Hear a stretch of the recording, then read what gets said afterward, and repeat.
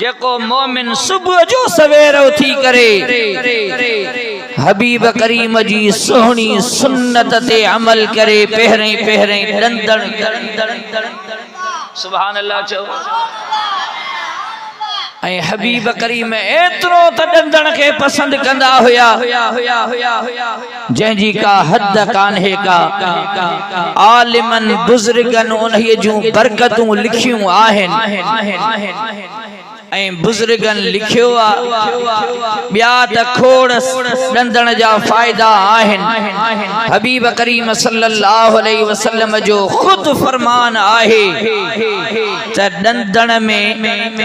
वात जी सफ़ाई भी आहे त अल्लाह जो रज़ामंदो भी आहे समझो था डंदण में इहे बरकतूं मुस्तफ़ा जिक्र फरमायूं ठीक है महफिलूं थींदियूं रहंदियूं आहिनि पर असांखे पंहिंजी ज़िंदगीअ में जेके शयूं सोहणियूं आहिनि असां मोमिननि जे लाइ उहे सिखण घुर्जनि ऐं ही उहे ॻाल्हियूं आहिनि जेके तव्हां ज़हन में वेहारियो कहीं हिकड़े शख्स भी हिन कचहरीअ में हिकड़ी सुन्नत ते भी अमल कयो त अल्लाह कंदो त इन्हीअ बरकत सां रब करीम फ़कीर गुलाम अब्बास जी क़ब्र ते भी रहमतूं कंदो आमीन चो बुलंद आवाज़ हबीब करीम सल्लल्लाहु अलैहि वसल्लम जा आशिक़ो अर्ज़ पियो कयां त हबीब करीम सल्लल्लाहु अलैहि वसल्लम इरशाद फरमायो डंदण में वात जी सफ़ाई भी आहे रब करीम जो रज़ामंदो भी आहे जेको बार बार डंदण जी सोहणी सुन्नत अदा कंदो आहे इहो समझी करे डंदण मां रखां थो खीसे में इन्हीअ जे करे डंदण सां मोहब्बत कयां थो जो या मदीने वारे साईं खे ॻाल्हि पसंद हुई जो सुभान अल्लाह सभई बुलंद आवाज़ सां जो सुभान अल्लाह डंदण हबीब करीम सल्लल्लाहु अलैहि वसल्लम जी सोहणी सुन्नत आहे रात जे टाइम ते बार बार जो महबूब करीम जेॾमल नमाज जे लाइ उथनि डंदण मुबारक फरमाईंदा हुया वरी जेकॾहिं एतिरो हदीसे मुबारका में ज़िक्र ईंदो आहे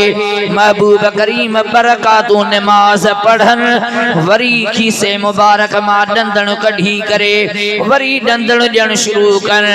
एतिरो त पसंद फरमाईंदा हुया मिसवाक खे जो बार बार नमाज जूं रकातूं पढ़ी करे वरी भी डंदण शुरू कंदा हुया हाशियत तहतावी अला मराकिल फल्लाह उन ये बुजुर्ग पंहिंजे किताब में इन ये किताब में तकरीबन 70 खां 80 ताईं डंदण जा फ़ाइदा लिखिया सुभान अल्लाह चो ऐं सोहणी ॻाल्हि इहा लिखी अथसि त जेको ज़िंदगीअ में हबीब जी इन सोहणी सुन्नत ते अमल कंदो ॿियूं बरकतूं पंहिंजी जाइ ते हासिल थींदियूं बलगम जी बीमारी जेका आहे उहा इन्हीअ सां ख़त्म थींदी ऐं उन्हीअ जो सीनो साफ़ रहंदो वात जी सफ़ाई थींदी पाकाई सफ़ाई सुथराई रहंदी उन्हीअ जे माइदे खे ताक़त मिलंदी माइदो कॾहिं बीमार कोन थींदो ये सभु बीमारियूं पंहिंजी जाइ ते फरमाए थो त जेको इन्हीअ सुन्नत ते अमल कंदो उन जे लाइ वॾे में वॾो फ़ाइदो इहो आहे त मौत जे टाइम ते उन्हीअ खे मुहम्मद करीम जो कलमो नसीब थींदो ज़ोर सां जो सुभान अल्लाह हिकड़ी सुन्नत हबीब करीम जी ते अमल करण सां केॾो फ़ाइदो